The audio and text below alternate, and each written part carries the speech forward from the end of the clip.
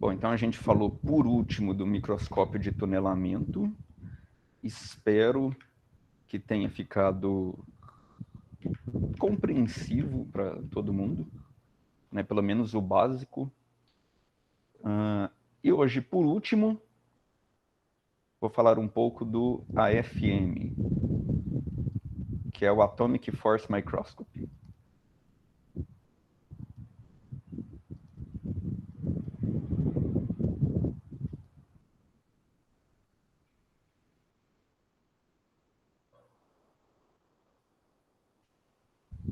Ou microscopia de força atômica, né? Microscópio de força atômica.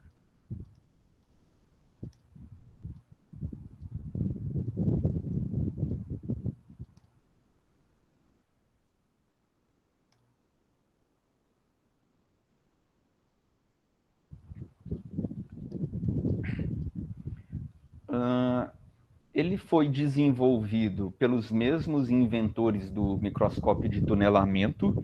Também é um tipo de microscópio de varredura de ponta.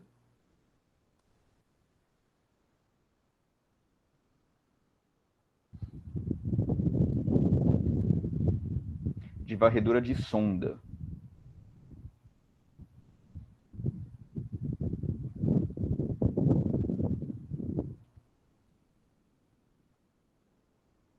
Assim como o microscópio de tunelamento, a diferença é que o microscópio de tunelamento, que a gente costuma chamar de STM, Scanning Tunneling Microscopy. O STM, ele usa uma agulhazinha bem fininha, condutora, que varre uma superfície qualquer que a gente quer criar a imagem, e é colocado uma diferença de potencial entre a ponta e a amostra.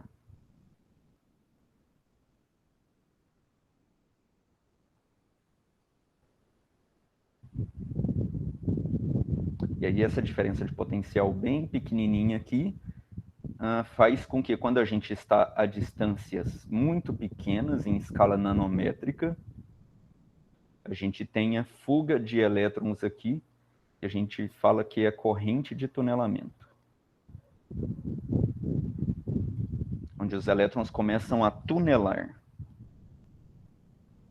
Ou seja, eles começam a pular essa barreira de potencial aqui, que é a região vazia entre a ponta. Vazia entre aspas, tem ar, mas o ar nesse caso é isolante, mesmo que fosse vácuo. O vácuo ele não permite o fluxo fácil de corrente elétrica, ele não é um condutor. Mas de qualquer forma aqui, como o ar é um isolante... O vácuo não é um condutor? Como não? O vácuo é onde eu consigo. Se eu tiver uma nuvem eletrônica, eu tiver uma diferença de potencial, os elétrons vão fluir normalmente. Os elétrons vão fluir porque os elétrons se tornaram livres, né? Exatamente. Uma vez que você tem uma diferença de potencial, essa diferença de potencial gera um campo elétrico na ponta, e isso aí, dependendo da diferença de potencial, já é o bastante para você ter elétron livre, porque a diferença de potencial é criada a partir do momento que você induz uma tensão elétrica. A tensão são elétrons livres. Na verdade, a tensão não são os elétrons, Eu a não tensão é o sei. efeito, a tensão é o efeito da condensação dos elétrons na ponta. Mas nesse caso, eu não sei se é correto falar do vácuo ser condutor ou não, porque o vácuo ele não é alguma coisa nesse sentido, né? Mas o vácuo também, ele não seria um condutor. Ele não é um isolante. Ele pode não ser um isolante, mas ele também não seria um condutor. Porque... Na verdade, nesse sentido, o vácuo não existe. Você falar de vácuo é um void. Você não faz fazer sentido. Pois é. O que Mas se você tem tem a ponta e você tem uma superfície e você cria uma certa diferença de potencial, você precisa ter um mínimo de diferença de potencial para vencer uma barreira aqui que é imposta pela interação dos elétrons com o material, com a ponta e com a amostra. E no caso, o vácuo, ele não colabora para retirar esses elétrons dessa ponta, por exemplo. Não, a única coisa que colabora é a diferença de potencial. Então, pois é, a diferença de potencial, mas diferente de um condutor, onde você aplica uma pequena diferença de potencial e o elétron ele flui fácil, aqui uma pequena diferença de potencial não é o suficiente para arrancar o elétron da ponta e falar que vai gerar uma condução por meio do contato que seria o vácuo. É como se o vácuo estivesse gerando um contato entre ponta e amostra. Nesse caso aqui, o vácuo não vai servir de contato entre ponta e amostra e permitir o fluxo fácil de elétrons de um lado para o outro. Se ele fosse condutor, era como se ele fechasse circuito aqui. E ele não vai fazer isso. Ele não vai fechar circuito entre dois condutores que estão a uma certa distância. É preciso vencer uma barreira de potencial. Só que essa barreira não foi imposta pelo vácuo, ela é imposta pelos próprios materiais, né? O elétron que vai sair da ponta, ele está sendo preso pela própria interação com o material da ponta, tem que ser arrancado daqui. Se a gente colocar um fiozinho, colar um fiozinho... Olha só. Existe rigidez dielétrica do vácuo. Existe? Você achou aí? Acabei de achar. Você falou um negócio aí, eu disse assim, que negócio estranho.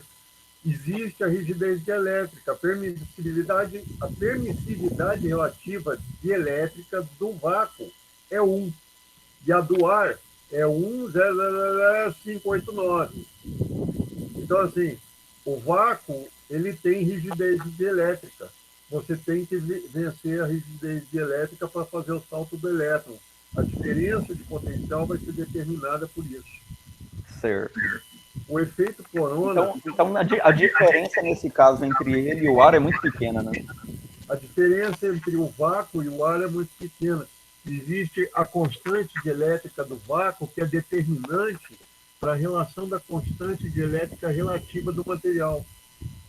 Certo. O ar é, na verdade, um material que muda o coeficiente da constante relativa do vácuo. A rigidez do material é que muda.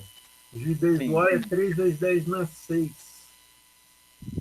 A rigidez do ar é 3 vezes 10 na 6? 3 vezes 10 na 6 volts por metro. Ah, tá. Não é relacionado com a permeabilidade. Não é. A permeabilidade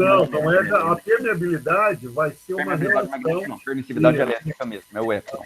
É o Epsilon. Não, o Epsilon 0 é a constante dielétrica, que é a relação de 1 para 1,059. É praticamente a mesma coisa, mas ele é considerado um meio isolante não ionizante.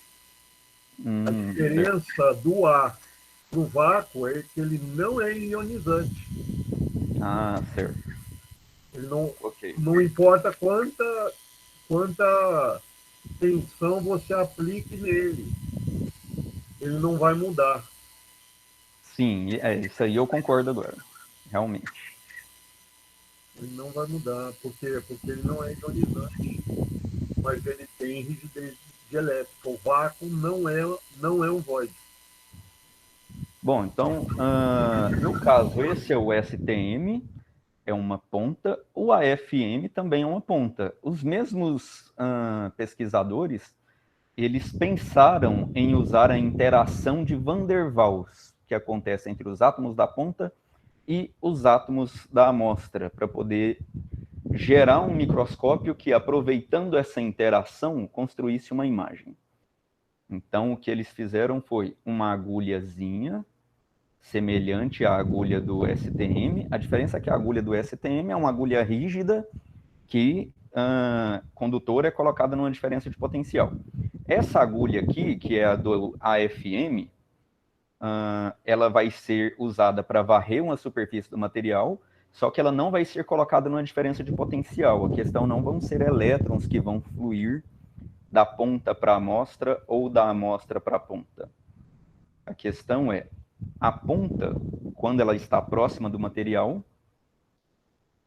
ela é atraída. Então surge uma força de atração entre ponta e amostra. essa força de atração é de origem de Van der Waals, ou, se a gente se aproximar muito, é uma aplicação daquele exemplo que eu dei para vocês pesquisarem sobre a interação de Van der Waals, onde uma força interatômica ela é entre dois átomos, não uma força de ligação, por exemplo, de compartilhamento de elétrons.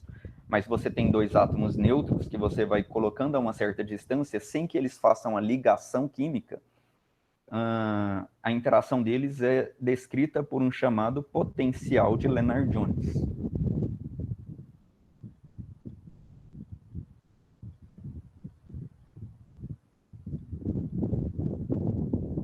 O potencial de Lennard-Jones, ele é um potencial que tem um comportamento mais ou menos assim. Eu fiquei meio sem espaço aqui por conta da minha escrita, mas deixa eu apagar esse eixo aqui.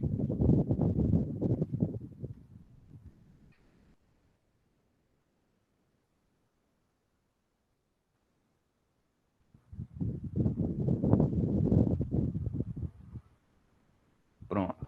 Esse aqui é mais ou menos o comportamento do gráfico do potencial de Lennard-Jones. V, mas eu não vou chamar de V, não. Vou chamar de P mesmo. P em função da distância.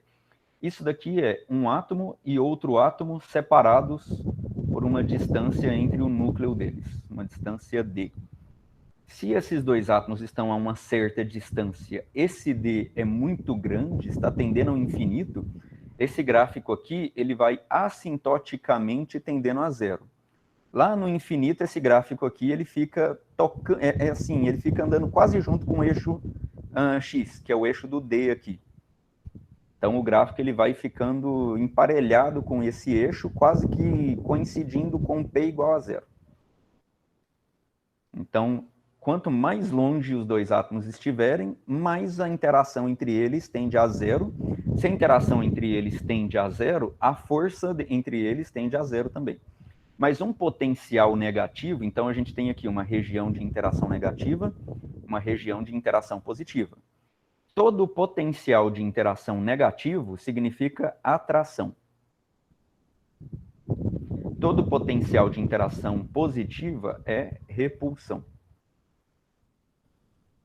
Então, enquanto a interação for negativa, eles estão se atraindo. Quando ele passar por um regime de atração positiva, é porque começa uma repulsão. Então, beleza. Se a gente tem muito longe, tipo, a partir daqui, dessa distância, a gente pode ignorar a interação e a força de atração deles, porque a interação vai praticamente para zero. A gente pode falar que a interação aqui é praticamente nula, está muito próxima já do eixo, e a força também vai para zero, se a interação vai para zero. Mas quando a gente aproxima eles, aqui seria a posição de um átomo, bem na origem desse sistema de coordenadas, e aqui seria o outro átomo que a gente vai deslocando ao longo desse eixo aqui. Então, à medida que a gente vai deslocando a posição desse segundo átomo aqui, aproximando ele, a força de interação vai aumentando. É aquela ideia que vocês podem usar o gráfico do potencial para ilustrar para onde... Peraí, agora ficou uma coisa... tem um certo equívoco aqui na minha fala para vocês. Eu estou falando que o potencial negativo é atração. Na verdade, pela minha lembrança, era para ser isso mesmo, mas se a gente for olhar aqui o comportamento do gráfico que eu falei para vocês na aula passada, a ideia é o seguinte: sempre que a gente tem uma tendência de queda no gráfico, vocês podem imaginar que para onde o sistema vai evoluir, para onde ele vai se movimentar, é no sentido como se ele estivesse rolando o morro abaixo. E ele vai tender a estabilizar onde ele achar uma bacia, um mínimo aqui. Ele vai achar um mínimo exatamente nesse ponto. Então, a força é no sentido de atrair esse segundo átomo até esse mínimo de potencial. Então, na verdade, não me parece que essa região aqui, ela seja atrativa. Ela é repulsiva, mesmo ela ainda sendo negativa. Ela ainda não tendo passado para a parte de cima do eixo. Por quê? Porque a partir desse mínimo, a gente começa a subir o morro. E subindo o morro, a força inverte. A força agora quer levar a gente para o mínimo. Então, em relação ao comportamento desse gráfico, exatamente no mínimo, se a gente deixar o átomo parado nessa posição aqui, o sistema está em equilíbrio e a força resultante é zero. Não tem força atrativa nem repulsiva. Ele está estável, porque ele está exatamente no ponto de equilíbrio. Se a gente puxar o átomo um pouquinho mais para trás, a energia aumenta e ele tende a ser atraído, ele tende a surgir uma força que volta ele para essa posição de equilíbrio. Se a gente tende a empurrar o átomo para frente e atrair e aproximar ele desse átomo que está parado aqui, surge uma força de repulsão, tendendo a levar ele para esse ponto de equilíbrio de novo. Então, o ponto de equilíbrio seria esse poço do gráfico aqui. Uma pergunta, naquele gráfico que você colocou ali, você está falando da corrente de tunelamento ali. Mas aqui não tem uma corrente de tunelamento. Aqui não. Aqui é só a força de Van der Waals. Isso. A força de Van der Waals aqui, ela vai ser uma força do íon atômico. Não, não é do íon, não. Ele está neutro. Não precisa ser iônico. Se for iônico, a força vai ser colombiana. A força vai ser... A força vai ser colombiana. Vai ser Coulomb convencional. Não precisa ter corrente, vai ter uma força independente da corrente, porque você vai ter a quantidade de força que é proporcional à diferença energética entre os dois potenciais. A força de Van der Waals é a mesma coisa, porque ela vai provocar o deslocamento eletrônico daquela nuvem lá e deformar. Não, mas uma coisa é, nessa ponta aqui, temos elétrons livres, e os elétrons livres vão ser arrancados da ponta e vão para a amostra. Aqui, não necessariamente a ponta é condutora. Então, aqui não tem elétrons livres e a gente não vai ter corrente. Essa figura de cá é de um microscópio, a figura de cá é outro microscópio. Isso. Está mostrando que aqui na segunda não tem tunelamento. Não tem. Tá isso legal. daqui... Não, tudo bem, é porque eu vi a figura de cá, pensei que tinha tunelamento lá. Não, tem não. Pensei que essa setinha aqui fosse o tunelamento. Não. No caso, essa segunda figura é para falar do microscópio de força atômica, onde tem uma ponta tipo o de tunelamento, só que essa ponta não vai ser colocada uma diferença de potencial e não tem corrente de tunelamento. Só tem o fato de que essa ponta é construída por átomos, ela é constituída por átomos, né? Então, se a gente ampliasse, a gente teria isso daqui, ó. Isso daqui é a ponta do microscópio, um monte de átomo aglomerado, só que formando uma agulhazinha, né? Então, é isso daqui. E aqui embaixo, a gente tem os átomos do material que a gente quer mapear e fazer uma imagem. Independente de a gente gerar uma corrente de tunelamento, porque a gente colocaria uma diferença de potencial, existe também uma força atrativa. Quando a gente está nesse regime de distância aqui, a força atrativa de origem de Van der Waals. Só que ao invés de falar do Van der Waals propriamente dito, eu estou falando primeiro do potencial de Lennard-Jones. O potencial de Lennard-Jones é o potencial que tem esse formato, que descreve a interação entre dois átomos. Aqui, a gente tem um monte de átomos que compõem a ponta e a amostra. Mas pega só dois átomos. Pega um átomo da ponta e um átomo da amostra. Tem uma atração entre eles, que é por conta dessa distância. Eles estão longe, então vão ser atraídos. E aí estão sendo atraídos, estão se aproximando, só que tem uma hora que é quando chega no mínimo do poço de potencial de Lennard-Jones, que ele chega num estado de equilíbrio. Aqui ele não é nem atraído e nem repelido, aqui a força resultante é zero. Se a gente continuar aproximando o átomo, além dessa posição, a gente começa agora a subir o gráfico do potencial e vai ter uma repulsão. Então, a gente pode olhar para o potencial sempre como sendo um tobogã. O tobogã indica para a gente para onde está apontando a força e para onde o sistema tende a se deslocar. Quando o átomo está aqui, é como se ele rolasse para o tobogã abaixo, tentando achar esse fundo. É claro que o átomo ele não vai rolar realmente para baixo, ele não vai se deslocar para essa direção. Ele vai se deslocar em linha reta, se aproximando desse outro átomo aqui. Só que enquanto ele se desloca em linha reta, se aproximando, o potencial está diminuindo, porque a gente está vendo ele descer esse sentido do gráfico. Quando o valor do potencial chega no mínimo, se a gente continuar aproximando o átomo um do outro, agora o potencial começa a aumentar. E aí a gente pode imaginar que o átomo ele vai tender a rolar morro abaixo e continuar estável nessa posição. Então o gráfico indica para a gente que o que acontece com a força de interação entre os dois átomos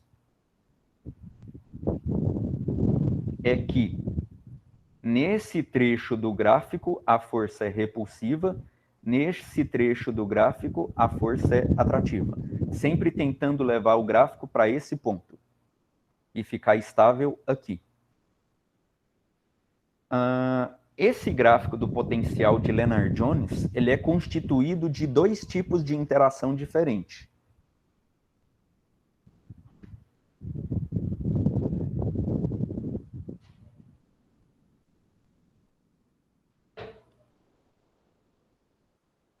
Agora eu vou falar da onde vem o potencial de Van der Waals, a interação de Van der Waals propriamente dita, porque esse gráfico aqui é Lennard-Jones. Só que o potencial de Van der Waals está dentro do Lennard-Jones.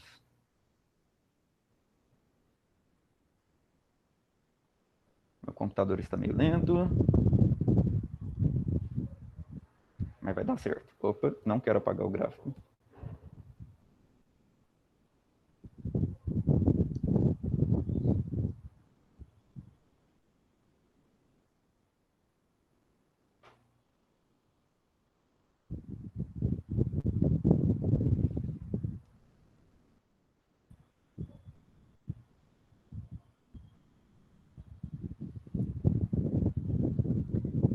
Beleza.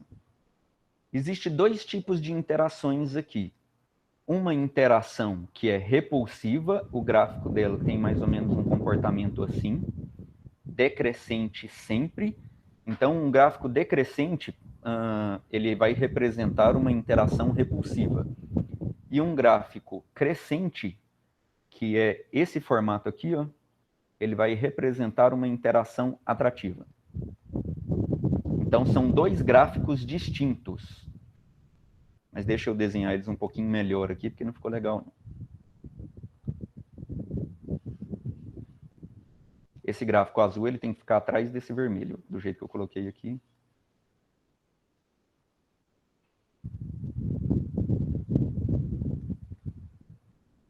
Esse aqui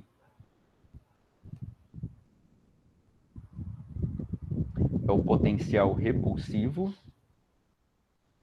Esse aqui é o potencial atrativo. A soma dos dois dá o vermelho. O vermelho é o resultante. Então, esse crescente aqui é a interação de Van der Waals.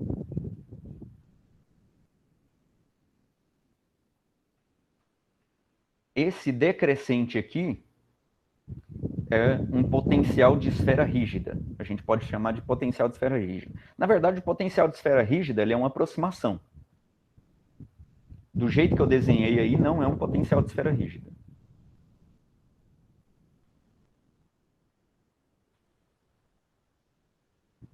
Potencial de esfera rígida é simplesmente uma parede reta, assim, ó, onde o átomo chega e é barrado aqui como se fosse uma parede. Ele não atravessa nem um pouquinho mais para a esquerda, porque é como se fosse o potencial de duas bolas de bilhar. Uma bola de bilhar está aqui, outra bola de bilhar está aqui. Aí uma vai aproximando e ela está livre. Quando ela toca, ela barra instantaneamente, ela não tem a liberdade de se movimentar nem um pouquinho para a esquerda.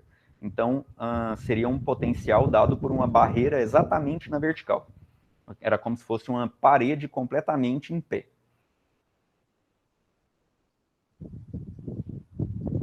Esse seria o modelo de um potencial de esfera rígida, mas os átomos não são completamente esfera rígida.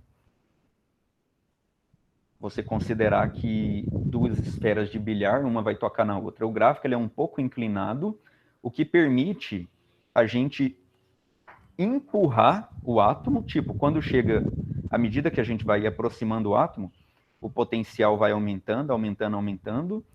Quando a gente chega aqui, o potencial continua aumentando, ficou positivo, mas a gente tem a liberdade de empurrar um pouco mais e forçar essa aproximação um pouco mais. Só que a gente vai obrigar o potencial a subir muito rápido. O potencial ele cresce rapidamente aqui, então a gente não consegue fazer com que o átomo se aproxime muito, ele vai aproximar um pouquinho. Diferente do potencial de esfera rígida, que é uma parede completamente em pé, onde quando a gente vai aproximando o átomo, não existe nenhum tipo de interação aqui. Ó. Não existe nessa posição nenhum valor do potencial dado por esse gráfico. Esse gráfico não cruza a posição onde a esfera está. Então essa esfera está completamente livre, não está interagindo em nada com a esfera que está aqui do lado. Só interage quando toca realmente. Aqui não, aqui ela está um pouco longe, mas ela já está interagindo, já tem um valor de interação aqui embaixo. Quando a gente aproxima, esse valor de interação vai aumentando, aumentando, aumentando, aumentando, e a gente consegue penetrar um pouquinho um átomo dentro do outro, só que aumenta rapidamente o potencial. Quanto mais rápido o potencial aumenta, mais rápido aumenta a força de repulsão. Então a gente não consegue aproximar muito, mas a gente consegue forçar um pouco a aproximação. Da onde que vem esse potencial de repulsão? E da onde que vem esse potencial de aproximação? O potencial de aproximação é Van der Waals, é dado por esse gráfico. O potencial de repulsão é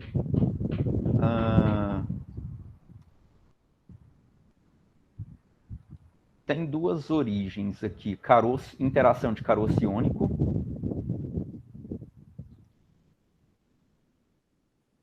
Qual é a ordem de grandeza disso? Peraí, só um pouquinho. Caroço iônico mais... como é que é o nome, gente? Agora fugiu agora. Da cabeça.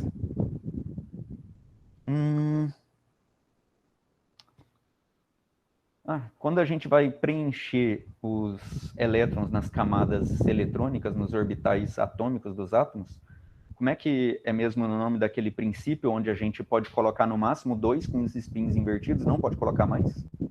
Princípio de exclusão de Pauli.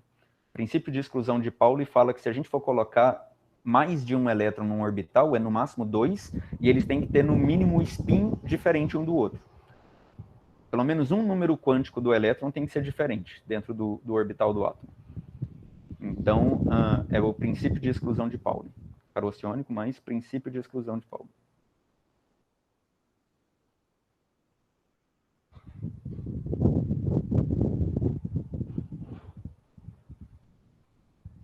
A ideia aqui é o seguinte.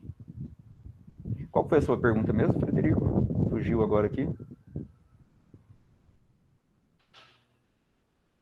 Repete para mim, por favor. Qual a ordem de grandeza? Sim, a ordem de grandeza. E a gente está falando do quê? De uma interação de, sei lá, alguns átomos entre si. Nesse caso... vai ser elétron-volt? Não, elétron-volt é a unidade de energia. Tá, mas o potencial, sim, é dado em elétron-volt. Não elétron-volt. Energia potencial é dada em elétron-volt. Só potencial... Mas nesse caso aqui, eu acho que o potencial de Lennard-Jones, ele é uma energia potencial. Ele não é só potencial.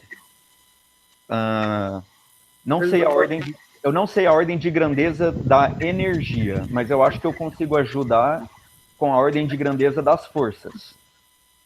Eu acho que era isso que eu estava querendo saber, qual era a ordem de grandeza das forças, porque aqui a gente está falando em, sei lá, meia dúzia de elétron-volt ou coisa parecida. Não, vamos falar só em 2 átomos. Aqui a gente está falando desse potencial para 2 átomos somente. Entre 2 átomos, a gente tem a interação coulombiana dada por a força de atração entre dois átomos. Caso a gente tire um elétron desse e leve para cá, esse aqui vai ficar positivo, esse aqui vai ficar negativo, vai ser K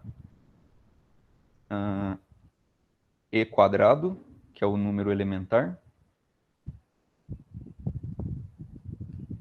Vou esperar meu computador aqui, isso. E quadrado sobre uma certa distância ao quadrado. Vou tirar esse vetor daqui.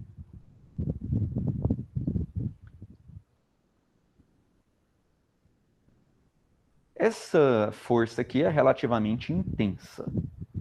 Já se a gente não colocou, não tirou o elétron daqui e levou para cá, se a gente continua com esses dois átomos neutros,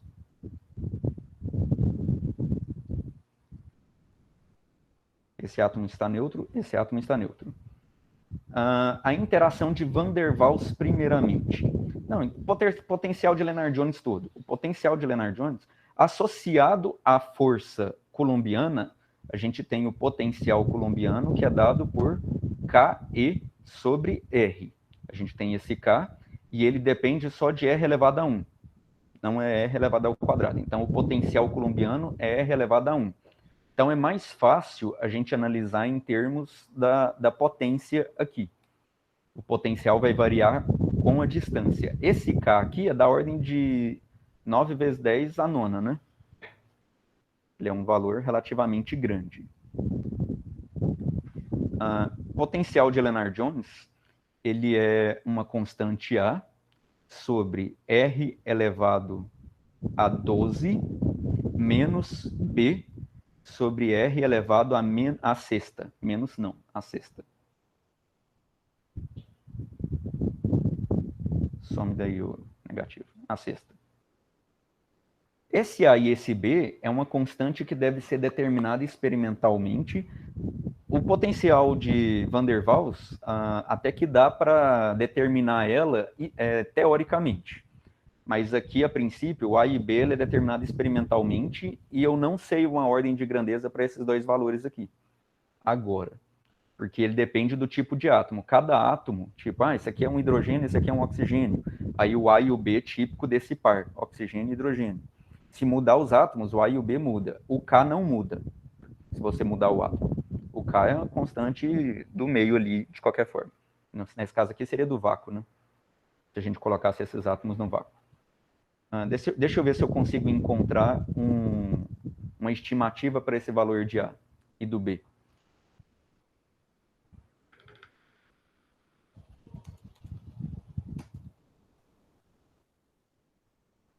Potencial de Lennard-Jones.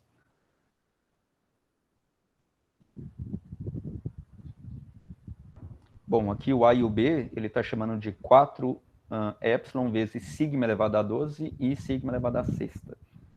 Porque a gente teria que ter uma noção do valor de sigma. Aqui o A e o B. Ele está usando isso porque ele está fazendo ele está fazendo uma simulação LJ aqui, ó. O quadrado, calcular R12 quadrado de R6, porque as forças repulsivas e esse 4 e esse 6 esse 4 aí, que saiu, veio do poço potencial. Esse sigma é o poço potencial. Certo. Mas aqui ele não está sugerindo valores. Não aqui. Não, aqui não. Aqui ele, não, aqui ele jogou, não, ele não falou qual que é o valor do sigma. Aqui ele jogou um valor sem falar que valor que ele usou para o sigma. Sacanagem. Ele podia ter falado que valor que ele usou para o sigma aqui. Não, ele cortou sigma. Ele usou uma distância RC em função. Ele não jogou qual que seria um valor de sigma. Aqui não ajudou muito ter uma noção dessa grandeza. Deixa eu ver aqui, aplicação moléculas.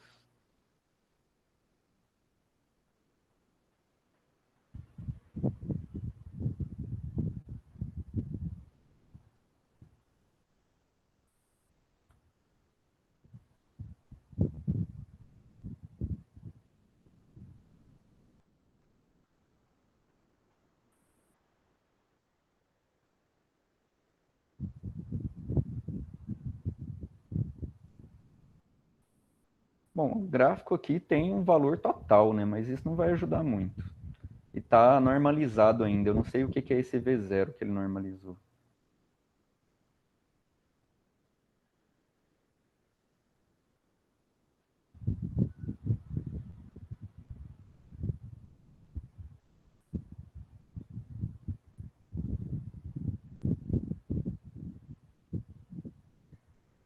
É. Ele diz aqui, é, o de R menor corresponde aos átomos ligados em formas moleculares, energia discreta, enquanto que as energias positivas, maior que zero, formam um contínuo. Portanto, o de R é igual a V0, é a energia necessária para dissociação de uma molécula. Não, mas eu acho que não vai ser muito útil para a gente agora, não. Mas é interessante a gente notar o seguinte: de qualquer forma, A e B são valores menores do que K, porque o K é devido a uma interação onde você tem a carga completamente exposta. Como assim?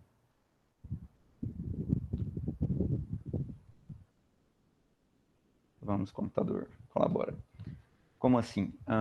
Ao invés da gente ter um átomo neutro, a gente tira um elétron daqui e joga para lá, e aí a gente fica com uma carga positiva, uma carga negativa. Então a gente tem uma carga completamente exposta, positiva e negativa. Esse potencial aqui, ele é a interação para dois átomos neutros, onde você não tem a carga exposta, os átomos estão neutros. Você tem um aglomerado de cargas positivas e negativas no primeiro átomo e um aglomerado de cargas positivas e negativas no segundo átomo. Ah, essa mesa digitalizadora aqui está me sacaneando hoje. Ou é o meu computador que está travando.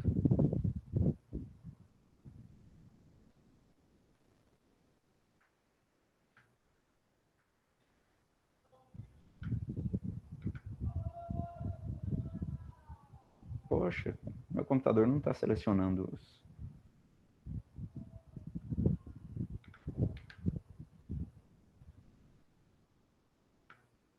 Vamos lá, não me desaponte. Isso, foi.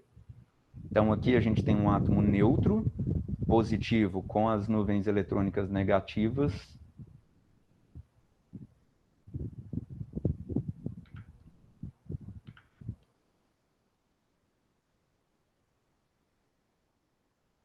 Então, beleza. O átomo está positivo, mas tem a nuvem eletrônica negativa em volta blindando. Está positivo, mas tem a nuvem eletrônica negativa em volta blindando. E eles estão completamente neutros, neutro, de tal forma que a uma certa distância, do ponto de vista, se a gente fosse pensar somente na interação coulombiana, eles não deveriam interagir. Mas eles interagem devido a esse potencial aqui. Ó. Como eles estão neutros, esse B ele é bem inferior ao K, porque ele tem que representar uma percepção de um átomo e do outro mais fraca do que acontece se esses dois átomos estivessem ionizados, com as cargas completamente expostas. As cargas não estão expostas, elas estão completamente blindadas por quantidades de carga positiva e negativa iguais. Então, de cara, dá para a gente ter uma noção de que o A e o B são valores menores do que o K. Então, do ponto de vista dessas constantes, o potencial de Lennard-Jones ele é inferior ao potencial de Coulomb. E outra coisa é, se está elevado a sexta e elevado a 12, significa que quando a gente faz essa distância ser muito pequena, ou melhor, se a gente faz essa distância ser grande, se a gente aumenta a distância aqui no potencial de Coulomb, então quanto maior a distância no denominador, menor o valor do potencial, né? Porque está no denominador. Então a gente está dividindo por um número grande, menor vai ficando o resultado daquele valor que a gente está dividindo. Só que se ele está elevado à sexta, quanto maior esse valor aqui, elevado à sexta, maior ainda ele fica. Então, mais rápido esse potencial aqui diminui. Então, para um valor de distância onde o potencial de Coulomb ele é pequeno, para aquela mesma distância, o potencial de Lennard-Jones é menor ainda. Porque a distância onde faz com que o potencial de Coulomb seja pequeno, essa mesma distância elevada à sexta, ela ainda é maior ainda, ela é ainda mais significativa, elevada a 12, ela ainda é maior do que a elevada a sexta e do que a elevada a 1.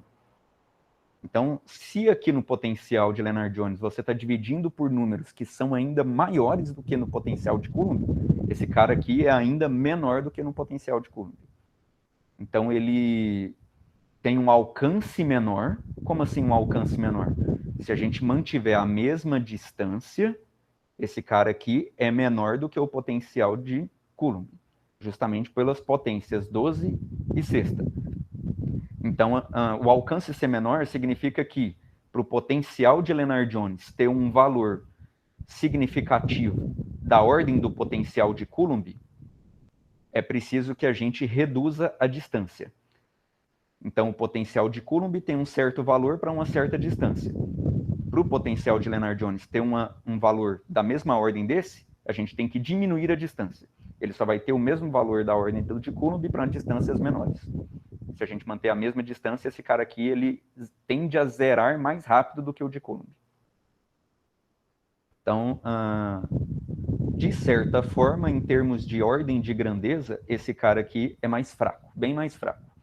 Porque ele é interação entre átomos neutros, onde, a princípio, as cargas positivas e negativas estão blindando umas às outras aqui, e o alcance da interação é bem menor também por causa dessas potências, que faz com que, se você aumentar um pouquinho a distância entre elas, elevado a 6, elevado a 12, você está dividindo por um número maior ainda, o que faz com que o resultado seja menor ainda do que se não tivesse essa potência.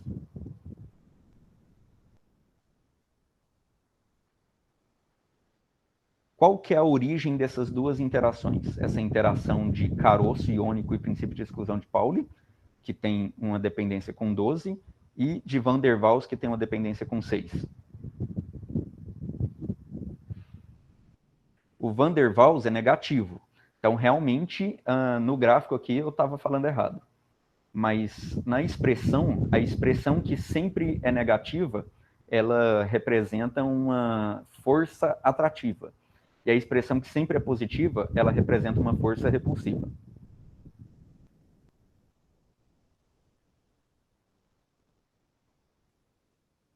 A origem desse termo aqui, que é de Van der Waals,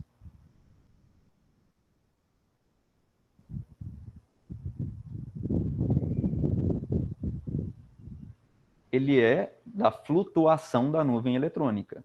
Então, a gente tem o núcleo e a nuvem eletrônica, que eu desenhei muito mal aqui, mas nuvem eletrônica, núcleo, nuvem eletrônica. Se a nuvem eletrônica fosse rígida, perfeitamente esférica em torno do núcleo, não existiria o termo de Van der Waals. Porque realmente a nuvem eletrônica estaria blindando completamente o efeito da carga positiva do núcleo nos dois átomos. Então, um átomo não enxergaria o outro átomo em termos de carga elétrica. Esse átomo aqui enxergaria o segundo átomo completamente neutro e o segundo átomo enxergaria o primeiro completamente neutro. Eles não enxergariam nenhum tipo de interação elétrica entre eles. Mas essa nuvem eletrônica, ela não é rígida. Ela é formada por um elétron que se movimenta de forma bastante complicada em torno do núcleo. Então, a gente pode imaginar, visualizar exatamente como se fosse uma nuvem que tem uma certa maleabilidade e tem uma flutuação. Então, ela não tem esse formato rígido. Ela flutua. Ora, imagina que a gente está olhando para essa nuvem e você enxerga a nuvem eletrônica tremer. Você está olhando para o átomo. Você enxerga a nuvem eletrônica tremer. Se você enxerga a nuvem eletrônica tremer, é porque se você pudesse tirar fotos, várias fotos, e tivesse vários instantâneos, é porque em um determinado instante de tempo, numa foto que você tirou, a nuvem eletrônica estava assim, ó, um pouco deslocada mais para a direita. Só que essa flutuação, ela é muito rápida. Então, você vai tirando várias fotos, uma atrás da outra, bem rápido. Então, numa foto ficou a nuvem eletrônica deslocada assim, na próxima foto ficou a nuvem eletrônica deslocada um pouco para baixo, na próxima foto ficou a nuvem eletrônica deslocada um pouco para a esquerda, e assim por diante. assim como o átomo da direita. Na próxima, numa foto, ficou deslocado um pouco para cá, na outra foto, ficou deslocado um pouco para cima, na outra foto, ficou deslocado um pouco para cá, e assim por diante. Ele vai flutuando, a nuvem eletrônica, ele não é estático. E ele flutua muito rápido. A questão é que essa flutuação faz com que ele não seja percebido como sendo completamente neutro. Como que é o campo elétrico de um átomo onde temos um núcleo e uma distribuição completamente esférica, perfeitamente esférica, de nuvem eletrônica? Como é que é o campo elétrico desse cara? O campo elétrico desse cara é completamente nulo, se a nuvem eletrônica estiver perfeitamente em torno do núcleo. Agora, poxa, o que é isso? Bizarrice é essa?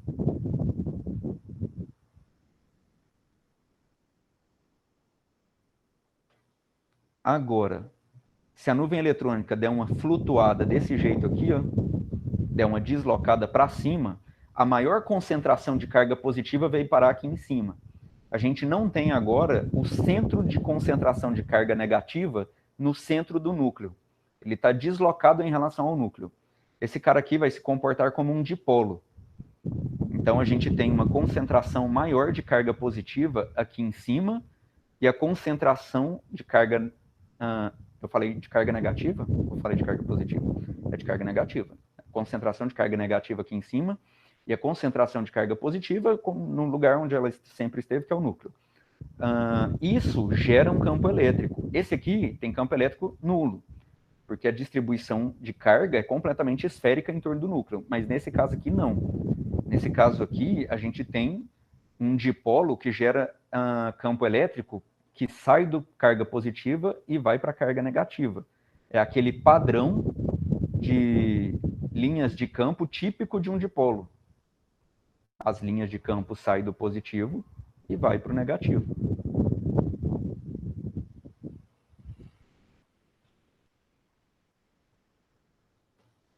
Então, o átomo vira um dipolo que está apontando para um certo sentido, outra hora ele vira um dipolo apontando para outro sentido, outra hora ele vira um dipolo apontando para outro sentido. Então, o átomo, embora ele esteja neutro, ele se comporta como um dipolo flutuante. Ele, a cada instante de tempo, ele é um dipolinho fraco, ele é um dipolo fraco, ele não é um dipolo muito intenso, diferente, por exemplo, da molécula de água, que aqui tem um oxigênio, ligado com 2 hidrogênios. Esse cara é um dipolo intenso, porque ele é um dipolo permanente. Ele não virou um dipolo por causa de flutuação da nuvem eletrônica. Ele virou um dipolo porque o oxigênio, ele atrai o hidrogênio ele atrai o elétron do hidrogênio mais para próximo de si. Então, aqui fica mais carga negativa próximo do hidrogênio, do oxigênio, perdão. Fica mais carga negativa próximo do oxigênio e fica mais carga positiva no hidrogênio. Então, esse cara aqui vira um dipolo permanente. O tempo todo ele fica com essa distribuição de carga, com a carga elétrica mais próximo do oxigênio e com falta dessa carga no hidrogênio. Então, as moléculas de água é um monte de dipolinho. E esse dipolo é bastante intenso. Já um átomo de hidrogênio sozinho é o núcleo e nuvem eletrônica. A nuvem eletrônica tende a estar simetricamente distribuída em torno do núcleo, mas a vibração dela, a flutuação dela, faz com que ela vire um dipolinho fraco num sentido, depois um dipolinho fraco em outro sentido, depois um dipolinho fraco em outro sentido. Ela vira dipolos a cada instante de tempo. Como dipolo, ela gera campo elétrico, só que é um campo elétrico muito mais fraco do que se ela tivesse ionizada. Por isso que essa interação dada por essas duas expressões é mais fraca do que a interação coulombiana, que é essa daqui. Essa daqui é de uma carga realmente que não é só um dipolo flutuante, ela é uma carga que está exposta. É um átomo completamente ionizado. Aqui não, o átomo está neutro nessas duas expressões. Nessa expressão aqui, R elevado à sexta é dipolo flutuante.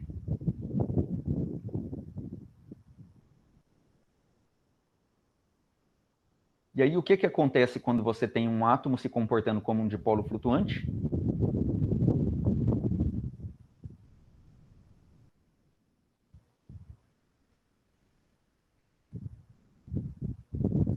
No instante de tempo em que esse átomo está assim, ó, nuvem, núcleo aqui, e nuvem eletrônica deslocado para a direita. Eu vou exagerar o desenho. A nuvem eletrônica nunca se desloca tanto assim, no caso, simplesmente por flutuação térmica. Mas exagerando o desenho, o campo elétrico dessa distribuição aí é aquela onde as linhas de campo vão do positivo para o negativo.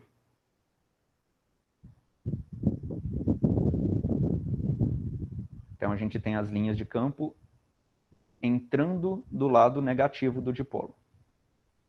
Se a gente coloca um átomo neutro aqui do lado dele, esse átomo neutro, ele também está flutuando, só que a flutuação dele agora vai ser orientada.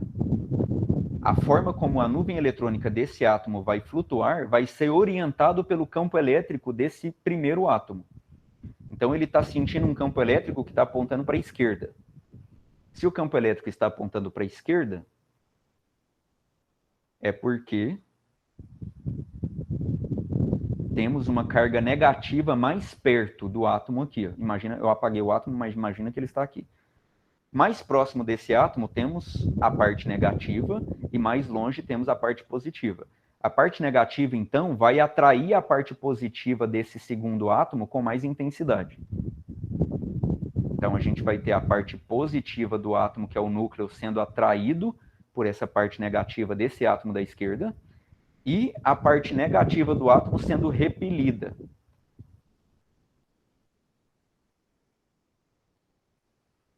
Então, esse campo elétrico aqui vai induzir uma distorção na nuvem eletrônica nesse formato. Vai fazer com que ele também vire um dipolo, só que ele é um dipolo que, embora seja flutuante, ele esteja vibrando e formando dipolos em tudo quanto é direção, ele vai ter uma direção agora ligeiramente orientada devido ao campo elétrico formado pelo primeiro átomo. E assim, o campo elétrico desse segundo átomo também vai ajudar a orientar a direção do dipolo do primeiro. E aí virou 2 dipolos orientados. Virou um dipolo onde o negativo desse primeiro dipolo está virado para o positivo do segundo dipolo. Positivo com negativo se atraem. E aí os 2 átomos se atraem. Porque os 2 átomos foram polarizados de forma orientada. Sempre que a gente coloca 2 átomos neutros próximos, a flutuação térmica desses átomos, a flutuação térmica e flutuação quântica também, faz com que a nuvem eletrônica induza dipolos e um dipolo induz uma orientação no dipolo do segundo átomo, e aí eles vão virar 2 dipolos que têm uma orientação que favorece a atração entre eles, porque a gente vai ter negativo com positivo, um virado para o outro. Então, eles vão se atrair sempre, por conta da flutuação da nuvem eletrônica, fazendo com que eles virem dipolos instantâneos. Eles são dipolos instantâneos, não são dipolos permanentes igual a molécula de água. A molécula de água, oxigênio ligado com hidrogênio, é um dipolo permanente, ela sempre vai ser um dipolo. Esse cara aqui, ele vira um dipolo num instante de tempo, 1 milésimo de segundo depois, desfez o dipolo. 1 milésimo de segundo depois, formou um dipolo de novo em outra orientação. Na verdade, não é nem milésimo, tá? Eu estou usando milésimo como exemplo, mas esse tempo é muito mais curto.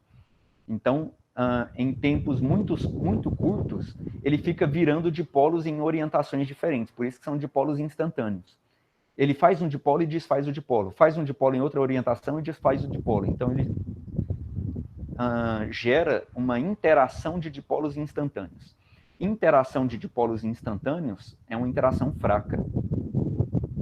E ela é uma interação dada por 1 sobre R à sexta. E essa interação aqui de R a 12, essa aqui é sempre atrativa. É sempre atrativa porque a uma certa distância, a flutuação da nuvem eletrônica favorece a atração. Mas e essa daqui? Esse RA12. Esse RA12, é quando a gente aproxima muito o átomo um do outro.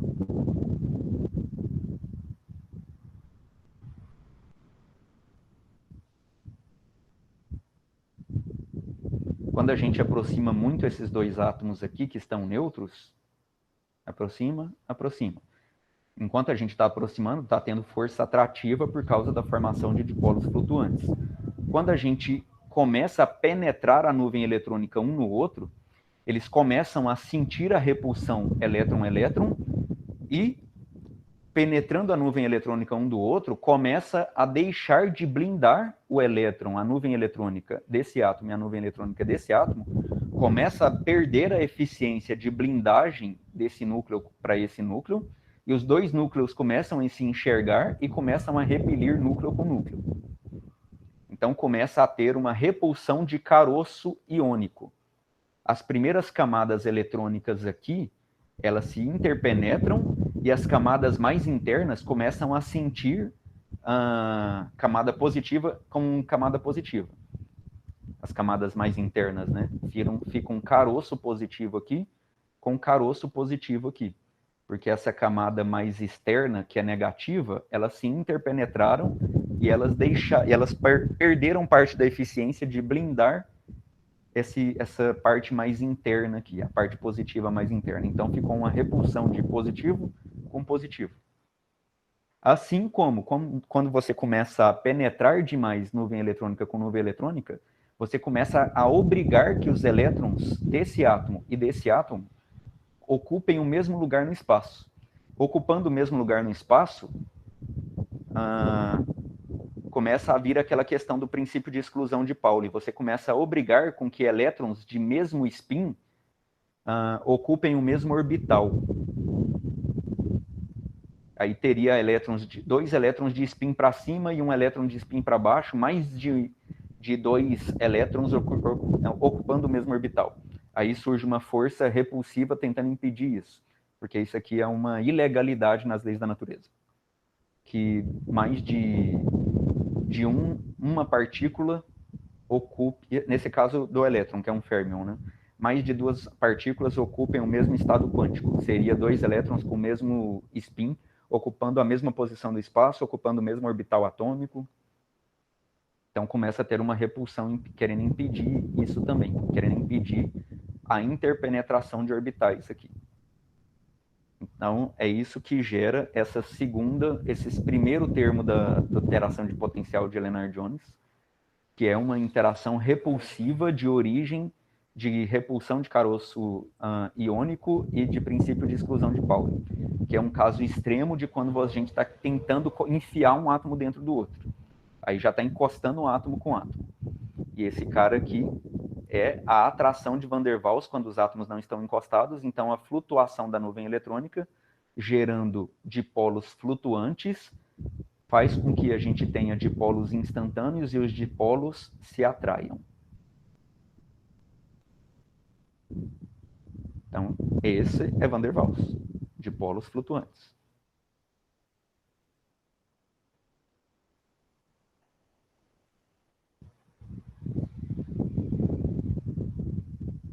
No caso, a gente está falando do potencial de Lennard-Jones para dois átomos. Só que aqui a gente tem milhares de átomos compondo a ponta, milhares de átomos compondo o material. O comportamento vai ser uma resultante disso. A gente tem esse tipo de comportamento entre todos os átomos. Um único átomo da ponta e um único átomo da amostra está sendo atraído por interação de Van der Waals. Um único átomo, outro átomo da ponta e outro átomo da amostra está sendo atraído por interação de Van der Waals. No final, a gente tem o efeito resultante de todos os átomos da ponta estarem atraindo todos os átomos da amostra por interação de Van der Waals. Então, a gente tem um efeito coletivo de uma atração resultante, de um monte de átomos da ponta e um monte de átomos da amostra. É claro que a expressão matemática deixa de ser só isso daqui. Ela passa a ser uma expressão mais complexa. E quando a gente aproxima muito a ponta, a ponto de tocar ponta com ponta, ou melhor, ponta com ponta não, a ponto de tocar a ponta com a amostra, a gente começa a tentar enfiar os átomos da ponta na amostra. E aí a gente tem a repulsão de caroço iônico. Se a gente começa a encostar a ponta com a amostra, a gente entra nesse regime repulsivo aqui. Aí começa a valer essa parte aqui do potencial de Lennard-Jones. No microscópio de força atômica, a gente trabalha com todo o potencial de Lennard-Jones. A gente trabalha tanto com um regime atrativo, que é essa parte aqui onde a queda está apontando para a esquerda, fazendo com que os átomos se atraiam, como a gente trabalha com um regime repulsivo, que é onde a queda aponta para a direita, que é onde os átomos estão se repelindo. Então, a gente pode deixar a ponta distante, onde a ponta começa a ser atraída pela amostra, ou a gente pode encostar a ponta na amostra e aí a ponta vai ser repelida pela amostra. Então, como que a gente detecta essa força de atração e repulsão? Porque agora eles querem mudar o esquema. Em vez de ser a corrente de tunelamento, vamos usar essa agulha para detectar as forças de atração e de repulsão. Por isso que chama microscópio de força atômica, porque a gente detecta as forças de atração e repulsão dos átomos que compõem a ponta com a amostra. Então eles constroem um esquema aqui, ó, um cantilever, que é como se fosse uma régua. Um cantilever é exatamente uma haste flexível. Essa haste ela é fixa numa extremidade, no caso essa, e na outra extremidade ela é livre. Então, ela é flexível, ela é livre para se curvar para cima e para baixo aqui. E a ponta, a agulha, ela é presa numa das extremidades dessa haste flexível, que é o cantilever. Então, é assim que a gente vai detectar a interação entre os átomos da agulha, da pontinha, com os átomos da amostra. Se a força de atração aqui acontece, a gente tende a defletir a agulha para baixo. O cantilever, né? O cantilever ele tende a se curvar para baixo. Se a gente empurra a ponta sobre a amostra, vou fazer um outro desenho aqui agora.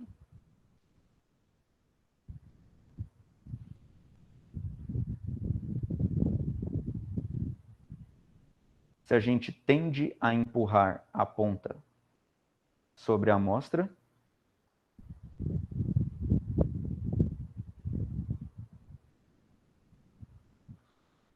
a gente tende a defletir o cantilever para cima.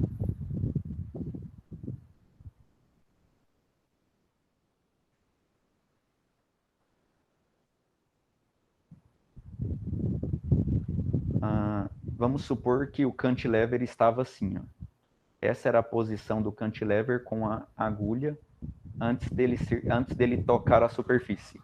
Aí empurrou a agulha contra a superfície, defletiu ela para cima. E a outra situação é quando o cantilever com a agulha está a uma certa distância, ele pode ser defletido para baixo. Na verdade, ele pode ser defletido para baixo. As forças atômicas aqui são suficientes para defletir esse cantilever? O que vocês acham? Vocês acham que essas forças de interação atômica são fracas ou são intensas o suficiente? Nesse caso aqui, quando a gente toca literalmente a amostra, vocês sabem que pode ser intenso o suficiente, né? Só que essa ponta aqui é muito fininha.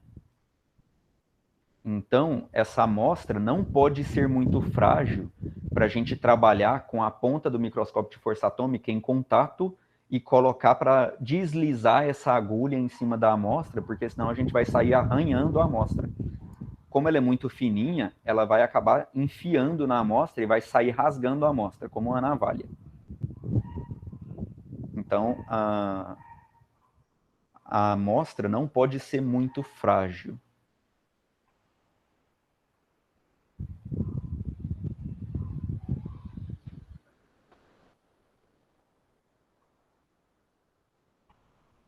E a interação de Van der Waals, que é a atrativa, que é quando a gente coloca o cantilever aqui.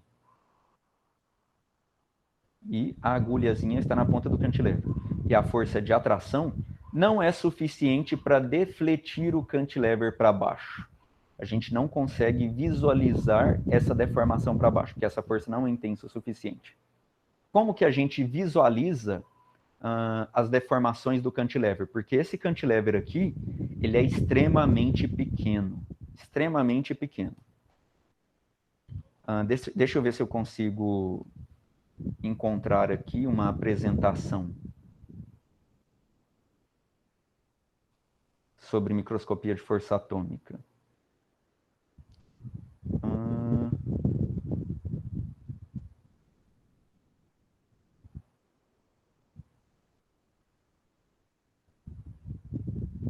Não, não é aqui que eu vou achar, não. Eu vou achar na internet mesmo.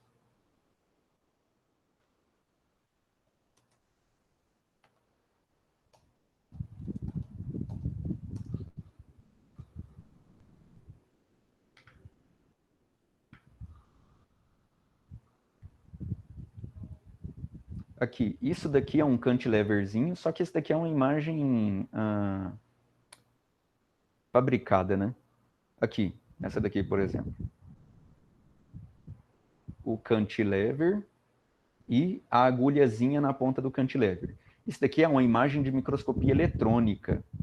Olha o tamanho da escala. Isso daqui tem 5 micrômetros. Quer dizer que o comprimento desse cantilever é pouco mais do que 5 micrômetros. É da ordem desses 5 micrômetros. Esses instrumentos, eles são minúsculos. Para poder fazer uma varredura numa superfície muito pequena. Essa agulhazinha aqui do microscópio de força atômica, ele consegue mapear imagens nanométricas. Então, essa agulha ela tem que ser extremamente fina mesmo. Imagina uma agulha grossa e você vai tentar fazer uma varredura de algo pequeno. É como se você, com o seu dedo, tentasse passar a mão em cima, talvez, de uma mesa que estivesse cheia de poeira, e você tentasse descrever qual é o tamanho dos grãos de poeira por conta do seu dedo estar deslizando em cima desses grãos.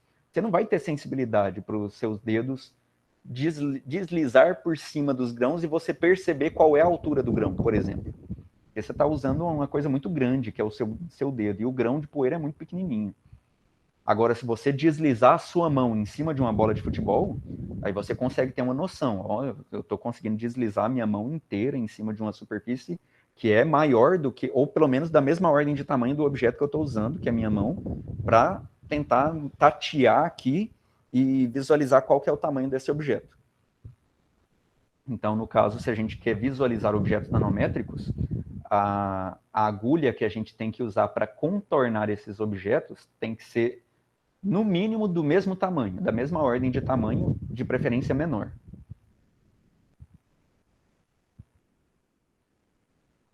Aqui uma outra imagem. Essa daqui eu acho que é uma super sharp, é uma ponta super fina. Ela já tem a piramidezinha aqui, que já é fina, mas eles fazem algum tratamento que consegue gerar uma ponta extremamente fina, em cima da ponta que já é fina.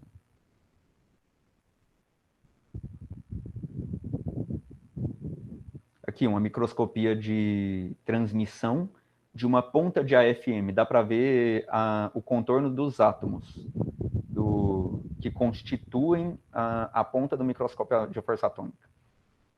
Né, esses grãozinhos aqui. Então, é uma ponta extremamente fina. E aí, como que a gente faz a leitura? A leitura é o seguinte.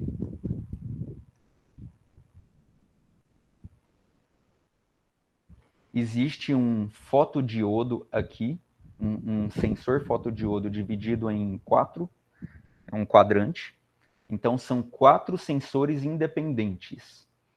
E um laser é incidido em cima do cantilever. Esse cantilever ele é construído de tal forma que a superfície de cima dele é espelhada. Então, um laser é incidido em cima do cantilever e é refletido para o sensor. E aí a gente vai lá e alinha o laser para ficar bem em cima do quadrante.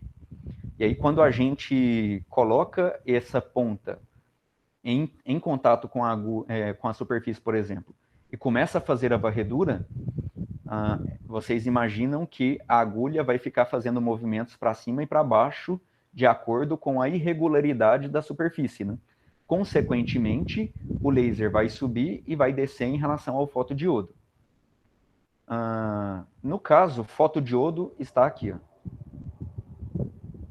O laser está pegando essa região.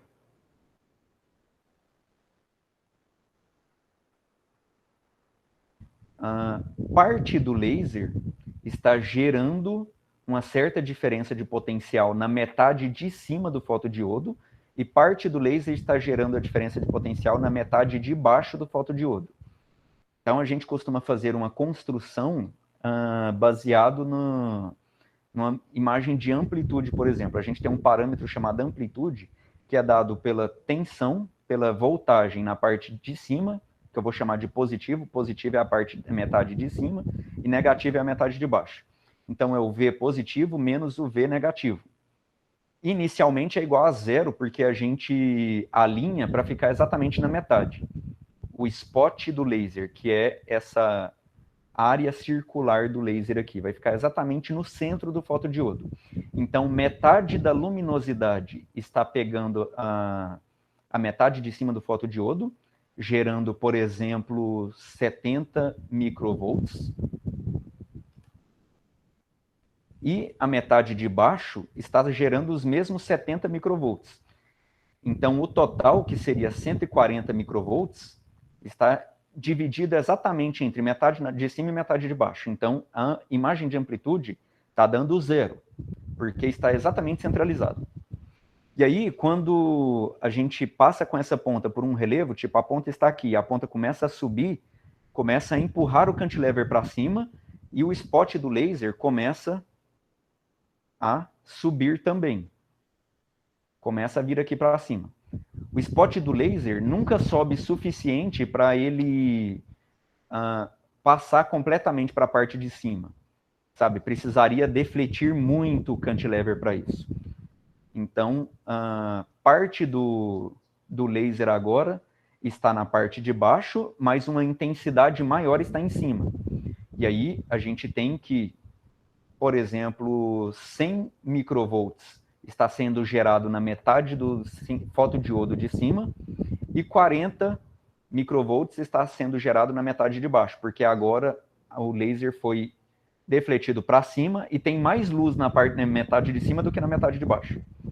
E aí, esse parâmetro de amplitude que era dado pela tensão gerada na metade de cima menos a tensão gerada na metade de baixo, vai ser 100 menos 40, que é 60 microvolts. Positivo. Então, se deu 60 positivo, é porque ele sabe que o cantilever foi defletido para cima. E ele sabe de quanto que foi defletido para cima, porque deu 60. Se tivesse dado 30, ele sabe que ele teria sido defletido menos. Então, ele tem um parâmetro que dá a intensidade de que ele foi defletido para cima. E se ele foi defletido para baixo, tipo, a agulha estava aqui, de repente ele desce um buraco. Aí o que a gente percebe é que o laser vai descer aqui no fotodiodo e uma parte maior vai ficar na metade de baixo e uma parte menor da luminosidade vai ficar na metade de cima. E aí a gente teria talvez o inverso. A gente teria aqui agora... não o inverso, mas tipo, vamos supor que... Agora que o spot do laser foi defletido para baixo, porque o cantilever deu uma caída, a metade de cima agora tem 50 microvolts e a metade de baixo tem 90 microvolts. Então a metade de baixo está recebendo mais luz do que a metade de cima. E esse parâmetro de amplitude, que é o V mais menos o V menos, vai dar 50 menos 90.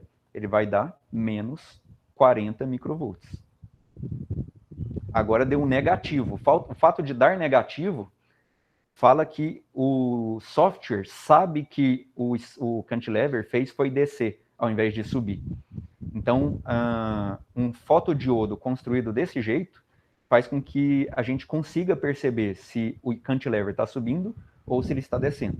E de quanto que ele sobe e de quanto que ele desce. Mas, de novo, igual a gente fazia antes com o microscópio de tunelamento, como esse parâmetro aqui, menos 40 microvolts ou mais 60 microvolts ou zero, são parâmetros de tensão, não dá para a gente informação a respeito do quanto em altura o cantilever subiu ou desceu. O que a gente faz é fazer uma varredura em deflexão constante. Tipo, o cantilever está aqui com uma certa inclinação, com uma certa deflexão, né? E aí o laser incide no cantilever, incide no fotodiodo e bem no centro do fotodiodo. A gente manda o software manter o parâmetro de amplitude em 0. Significa que se o spot tender a subir, vai aumentar o valor do parâmetro de amplitude, porque mais tensão vai gerar na metade de cima do que embaixo, e aí vai fazer com que isso daqui aumente. Ou, se o cantilever se deformar para baixo, o spot vai tender a descer e vai tender a gerar uma diminuição no valor de A, vai gerar um valor negativo de A. Então, ou ele vai aumentar para um valor positivo, porque o cantilever foi mais defletido para cima, porque ele encontrou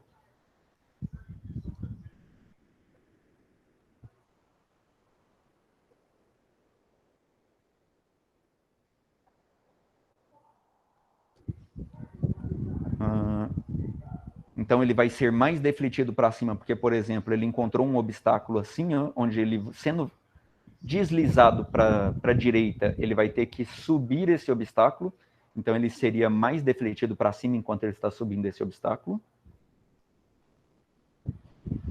E aí ele iria aumentar o valor de amplitude, porque o spot do laser iria subir. Ou ele iria encontrar um buraco, e enquanto ele está descendo o buraco, o cantilever vai se curvar para baixo, e iria fazer o spot do laser descer, fazendo com que o parâmetro A isse para um valor negativo. E aí a gente ensina para o software, fala para o software, manter o parâmetro de amplitude em 0 sempre. Fixe o parâmetro 0. O sistema de feedback, então, vai sempre corrigir a altura. O sistema de feedback a gente tem aquele scanner, que é aquele mesmo cilindro piezoelétrico que eu falei para vocês, onde a ponta do cantilever vai ficar preso nesse scanner. O scanner vai fazer a varredura de um lado para o outro, para frente, para trás, para cima e para baixo. Ele vai fazer a varredura da ponta em todas as direções.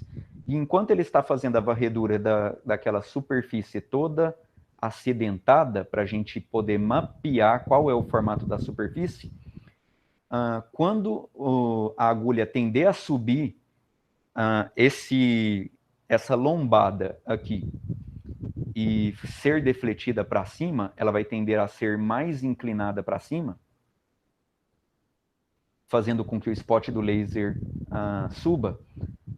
O computador vai falar para o cantilever, olha, a amplitude está aumentando porque o spot está subindo. Suba o scanner. E aí, quando a agulha estiver nessa posição, a deflexão vai se manter constante.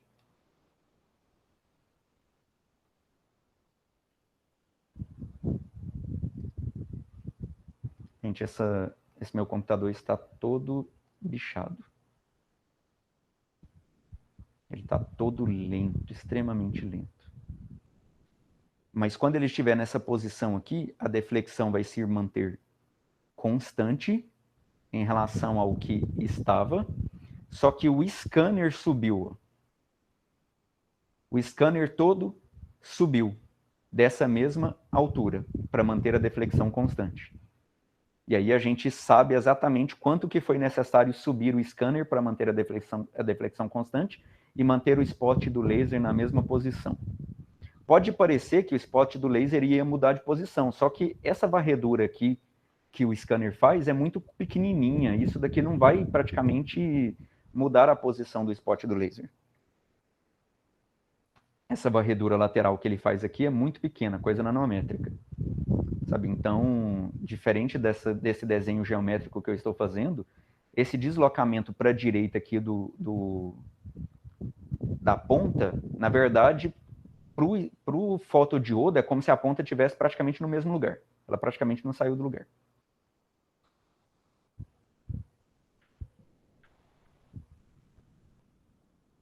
Deixa eu ver se eu consigo alguma imagem.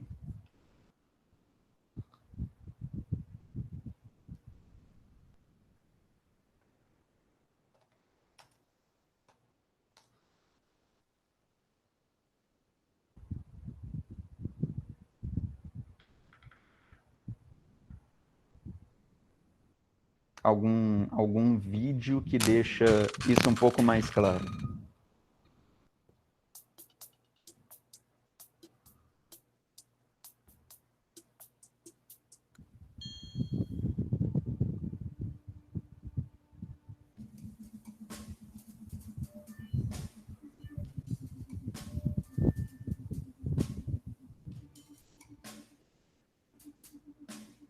Bom, esse vídeo aqui é bem simplesinho, né?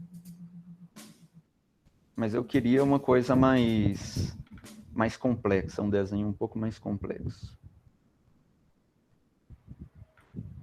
Deixa eu ver o que esse vídeo traz pra gente. Periodische Strukturen. Eine Sonde wird rasterartig über eine leitfähige Oberfläche geführt. Zwischen Probe und Messsonde wird eine Spannung. Eu tô achando que esse aqui ele tá falando do tunelamento. Der Tunnelstromhenkel. Aí aqui ele tá falando daquela... Olha, que videozinho legal. Ele tá falando da interação de Van der Waals entre os dois átomos. Atrativo. Chega um momento que ele vai ser repulsivo. Não sei se ele vai colocar o termo repulsivo aí, mas eu acho que vai. Que vai começar a ter uma penetração de orbitais eletrônicos aí.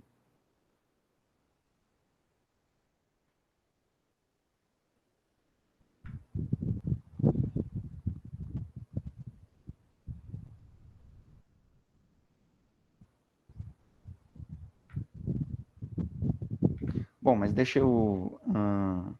Cara, esse vídeo aqui é bem legal. Deem uma olhada nele. Deixa eu só explicar uma coisinha para vocês. Isso aqui é o que a gente chama de modo contato. Tudo isso que eu expliquei, a gente encosta a ponta. O modo não contato trabalha com a ponta afastada da amostra e é num regime de atração, usa a força de atração. Como que a gente detecta essa força atrativa se ela é muito fraca, muito mais fraca do que a força repulsiva quando a gente põe em contato? A gente só detecta porque a gente pega o scanner e põe o scanner para oscilar. Na verdade, não é o scanner que oscila todo, tá? Na verdade, a gente põe para oscilar uma pecinha aqui onde a gente prende a ponta. Essa pecinha que vai oscilar para cima e para baixo, e aí esse cantilever vai fazer um movimento harmônico simples. Ele vai oscilar para cima e para baixo.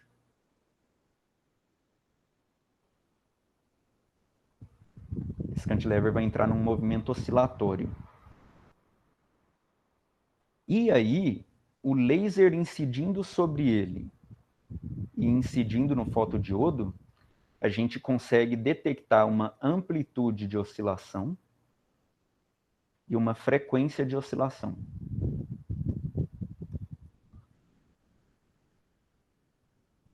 Na verdade, tem a frequência, mas a frequência não muda.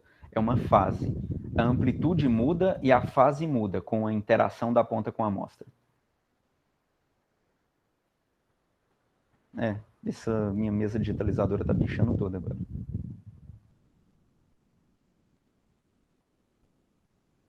Se a gente deixar a ponta parada, a gente não consegue enxergar a deflexão. Mas se a gente colocar a ponta para oscilar, quando a gente aproxima a ponta vibrando, a gente consegue perceber que o aumento na interação entre ponta e amostra afeta a amplitude de oscilação e afeta a fase de oscilação. E a gente faz uma leitura de como essa amplitude e essa fase muda. Tipo, o cantilever está oscilando nessa amplitude aqui. Ó. Meu desenho está meio exagerado, está meio feio. Mas, tipo, essa é a amplitude de oscilação. O cantilever vem até essa altura e essa. Quando a gente aproxima o cantilever com a ponta, aqui está a ponta. Quando a gente aproxima o cantilever vibrando da amostra,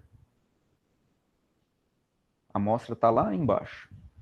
E aí a gente vai aproximando, descendo o cantilever. Quando a gente vai aproximando e a interação de Van der Waals surge e começa a fazer com que essa atração afete o movimento de oscilação, a gente percebe, por exemplo, uma queda na amplitude de oscilação. A amplitude de oscilação agora acontece só daqui até aqui.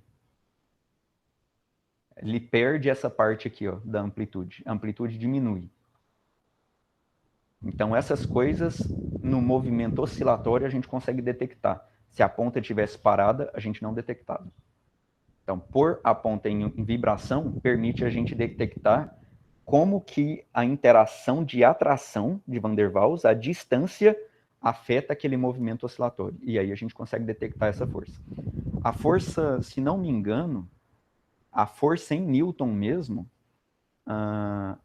é da ordem de 10 a menos 8 newtons, essa força atrativa aqui, ó.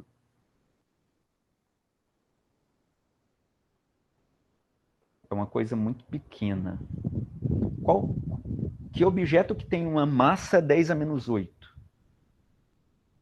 Qual que é a massa de um objeto que tem um peso de 10 a menos 8 newtons? 10 a menos 8, 10 a menos 7 newtons. Bom, se você multiplicar por 10, seria 10 a menos 9, né? Gramas. Que multiplica pela aceleração gravitacional, aí você tem a força, a massa. Então, a massa de algo que tem mais ou menos 10 a menos 9 gramas tem um peso disso daqui. Ou uma massa de 10 a menos 8 gramas, para dar um peso de 10 a menos 7 newtons. Isso daqui é um nanograma. Não sei nem o que pesaria um nanograma. É uma coisa muito extremamente pequena. Pessoal, dúvidas? Tudo tranquilo? Deu para entender a ideia? Espero que vocês consigam agora ler aquela monografia e entender